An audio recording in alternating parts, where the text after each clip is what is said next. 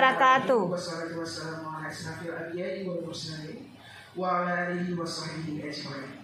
Yang kami hormati Ibu Kepala Sekolah SMA Negeri 1 Birembayan, yang kami hormati Bapak Ibu Wakil SMA Negeri 1 Birembayan, Bapak Ibu para Dewan Guru, KTU dan staf SMA Negeri 1 Birembayan.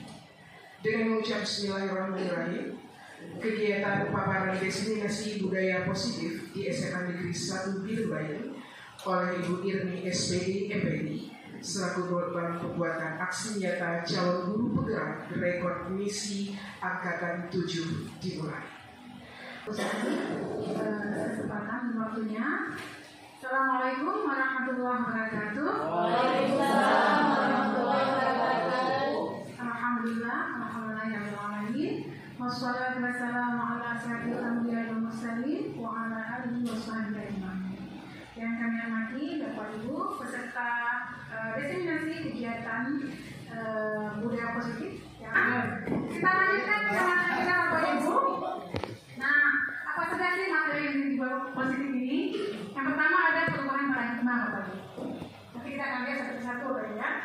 Kemudian apa itu arti disiplin, motivasi perilaku manusia, posisi kontrol, keyakinan kelas, dan segitiga restitusi. Jadi hari ini kita kupasin semua.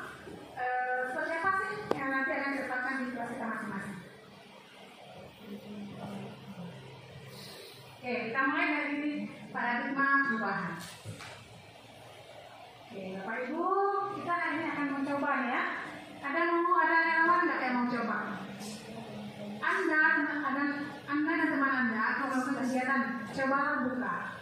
Saya minta relawan berapa ya? 3 orang ya. Ada yang mau silakan ke depan. Nanti saya akan jelaskan seperti apa permainannya. Kita mainannya dulu, main sambil belajar. Main ini Bu. Silakan. Maju Bu. Ayo. Bu Ismi. Iya, oke. Bu Ismi, sana. 2 lagi. Dan warnanya sih Pak. Nah, gitu ya. Oke, Bapak Ibu. Nah, sekarang 1 orang. Saya akan pilih 1 yang benar biasa kan panggil benar ya. Oh, Ismi Ibu. Nah, Ismi. Boleh dari sini dulu. Bu Ismi. Oke, ya, baik. Sudah ada hasilnya Bu. Bu Ismi yang tahu sudah ada Bu. Coba berikan sesuatu lagi ya. Nah, 3 orang ini saya akan mencoba meraih Bu Ismi supaya rahasianya terbuka. Sudah ya? Sudah siap? Sudah, ya. Maksimal ya, walaupun belum berhasil ya. Ya, memang saya sebutkan yang boleh membujuk, boleh menarik, mengintimidasi, memarahi, menggoda, ya. Bahkan menawarkan uang juga boleh. Kasih uang kalau buka misalnya. Terima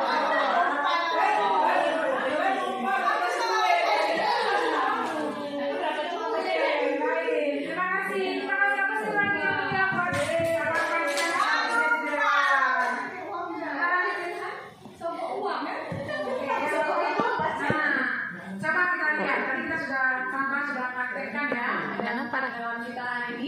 yang sudah tampil di depan kita semua berbagai cara membujuk mereka supaya terbuka. Ternyata Bu Ismi sangat kuat menyimpan rahasia dalam kepala tangannya, tapi tidak ada yang berhasil. Oke. Nah, ini ada pertanyaan yang harus kita diskusikan Bapak Ibu. Coba kita lihat dulu ya. Apakah Anda atau B membuka? Tadi kita buat sekali semua ya. Apakah Anda membuka kepala tangan Anda? Mengapa? Apa alasan Anda atau setidaknya membuka kepala tangan? Kalau ini kepala dibuka. Apakah Anda menutup kepala tangan Anda? Atau saya tutup? Yang terakhir dalam kegiatan ini sesungguhnya siapa yang memegang kendali atau kontrol untuk membuka atau menutup kepala tangan? Oke, mungkin ini Ismi katakan ya. Karena Ismi yang memegang kepala tangan tidak bisa. Silakan Ismi boleh diceritakan kenapa ya? Kok Ismi sudah mengayu juga dari 3 orang? Kasih lagi 1 lah. Kenapa sudah lagi jadi dari perempuan? Pokoknya nggak ada sebelumnya, nggak ada yang rayu sebelumnya lebih kuat. Silakan Ismi. Ya, Ismi boleh yang mana ini? Ya, Pak Kamil lagi. Yang sedikit lagi. Oke, Assalamualaikum warahmatullahi wabarakatuh. Waalaikumsalam warahmatullahi wabarakatuh. Mengapa saya menutup erat? rahasia itu karena hanya saya dan Tuhan yang tahu. Kenapa Bu Ismi nggak buka kepala tangan? Sebenarnya siapa sih yang namanya kontrol diri kita? Ya, diri kita sendiri. Ya itu. Jadi kita yang bisa kontrol diri kita, bukan orang lain ya. Walaupun dirayu, dimarahin, disogok sekalipun, kita tetap kontrol diri kita. Kalau kita buka ya, berarti kontrol kita belum begitu bagus ya, bisa terbuka. Itu sebenarnya bagus kontrolnya. Walaupun dirayu pakai besti ya, bekas darah juga cantik dan sebagainya, tetap kontrolnya masih kuat. Jadi intinya dari permainan tadi bahwa yang mengontrol kita adalah diri kita sendiri bermain. Jadi jangan sampai terpengaruhi oleh orang lain. Silakan Bapak Ibu mulai berkomentar, satu orang saja boleh. Bapak Ibu setuju nggak dengan pernyataan nomor 2 itu? Ilusi bahwa semua penguatan positif efektif dengan apa? Setuju. Ya. Setuju ya? Setuju ya. Bahwa penguatan positif itu efektif dan bermanfaat. Penguatan positif itu. Apa itu? Jadi Bapak Ibu, kita kan guru ya. Walaupun kita guru, kita belum tentu bisa mengontrol murid itu. Dan kadang-kadang kita tidak boleh memaksa. Kenapa? Karena secara teori tujuan pendidikan menurut KHG di Hidayat Dewantara bahwasanya murid itu hanya bisa kita tuntun, Bapak Ibu. Jadi tugas kita adalah menuntun murid sesuai dengan kodratnya. Kodrat anak, ya. Jadi anak itu kenapa sekarang lahir berbeda? Karena kita mau memerdekakan murid. Jadi kita apa yang kita tunjukkan ke anak? Budaya positif, Bapak Ibu. Kita menunjukkan hal-hal yang positif kepada anak. Itulah yang bisa menuntun mereka ke arah yang lebih baik. Bukan kita membuat bagaimana kita membuat anak harus seperti ini, bukan seperti itu pemaksaan. Jadi bagaimana kita melahirkan supaya anak itu merasa merdeka ketika dia belajar, berinteraksi dengan kita, mereka merdeka, bukan hanya ketika paksaan. Misalnya, Bapak Ibu pada soal 10, dia belum tentu mau sebenarnya 10 itu, kita paksa ada 10, kan itu yang terjadi. Jadi nanti akan kita coba kupas bagaimana supaya anak itu dia mau 10 soal itu, tapi dengan cara kita berikan penguatan positif, bukan karena keterpaksaan. Ketika mereka merasa itu adalah penguatan positif, dengan sendirinya dia akan mencoba berbuat. Ya, terus yang kedua, untuk mendapatkan imbalan atau menghargai dari orang lain. Nah, kalau ini satu tingkat di atas motivasi pertama. Di sini orang berlaku untuk mendapatkan imbalan penghargaan dari orang lain. Orang yang motivasinya akan bertanya, apa yang akan saya dapatkan untuk kalian yang melakukannya? Mereka melakukan sebuah tindakan untuk mendapatkan pujian. Nah, kalau tadi hukuman dia bagaimana? Kalau ini dapat pujian, Bapak Ibu ya, supaya mereka melakukan sesuatu untuk mendapatkan hadiah, pengakuan atau imbalan. Jadi antara hukuman dan imbalannya apakah boleh keduanya kita lakukan? Atau dua-duanya nggak boleh? Hukuman nggak boleh, kasih imbalan juga nggak boleh. Nggak boleh, dua-dua nggak boleh ya? Seharusnya dua tidak. Oke, kita lihat lagi. Nah, yang ketiga, untuk menjadi orang yang mereka inginkan dan menghargai diri sendiri dengan nilai-nilai yang mereka percaya. Nah, ini cara. Nah, coba kita lihat ini. Orang dengan motivasi ini akan bertanya, akan menjadi orang seperti apa bila saya melakukannya? Nah, dia akan bertanya, saya akan menjadi seperti apa nanti ya kalau saya melakukan ini? Nah, yang kedua tadi, hukuman. Saya kan punya hukuman terlaluan. Dia terpaksa, tapi dia akan lakukan. Misalnya hari telat. Nah, contoh kenapa aja lah di sekolah. Kita suka apa? Kita sampah, ya kan? Itu kan jadi keyakinan kelas. Nah, keyakinan kelas ini, kenapa keyakinan kelas? Bukan kesepakatan kelas atau peraturan kelas. Kenapa sebenarnya? Ada yang kasih komentar Bapak Ibu? Kenapa namanya keyakinan, bukan peraturan? Atau bukan kesepakatan? Ya, silakan. Mungkin gini, karena kan sudah kita di kelas sudah pasti yang lagi kita mendapatkan, yakin kita apa yang kita lakukan di kelas, kemudian siswanya pun sudah jelas ada di dalam. Jadi nggak boleh berkaraka bagaimana, itulah sasaran kita mau mengayakan. Yakin bahwa akan apa yang kita lakukan. Iya, benar sekali ya. Terima kasih apa untuk Pak Simon.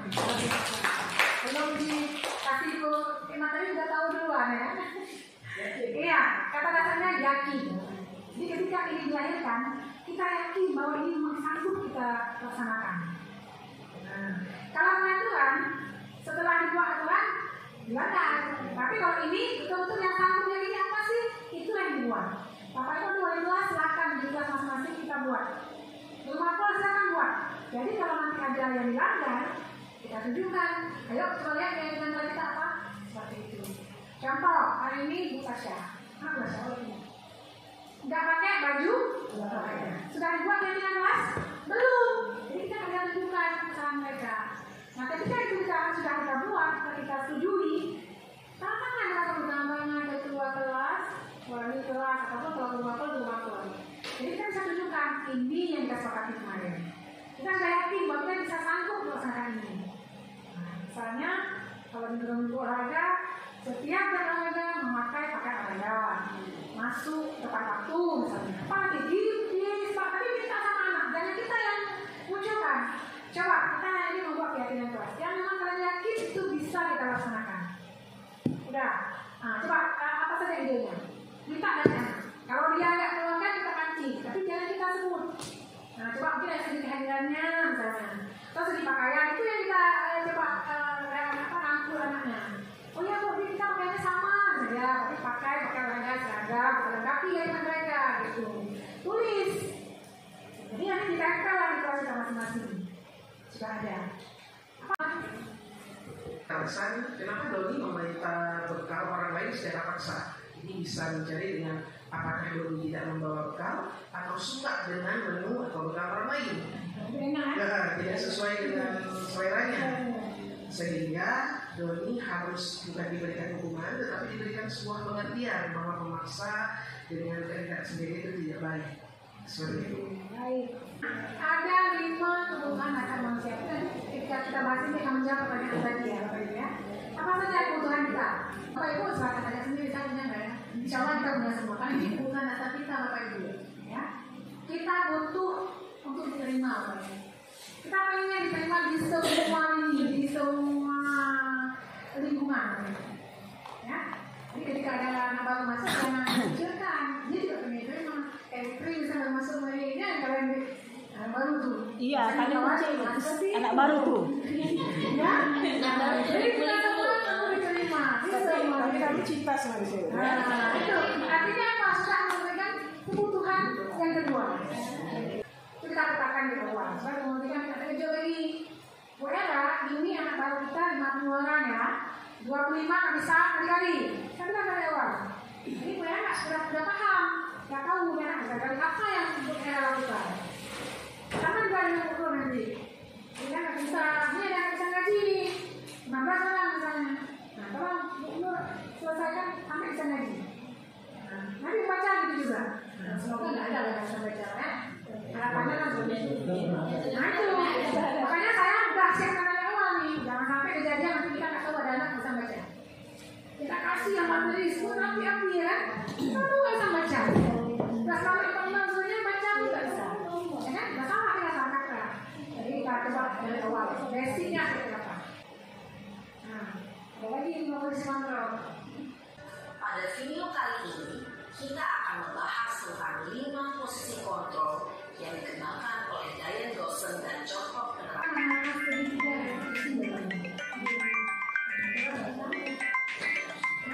Ya, 3 langkah ya penerapan segitiga ini. Yang pertama, menvalidasi identitas. Yang kedua, validasi tindakan yang salah. Yang ketiga, mengenai keyakinan. Terima kasih. Saya akhiri. Assalamualaikum warahmatullahi wabarakatuh. Silakan ke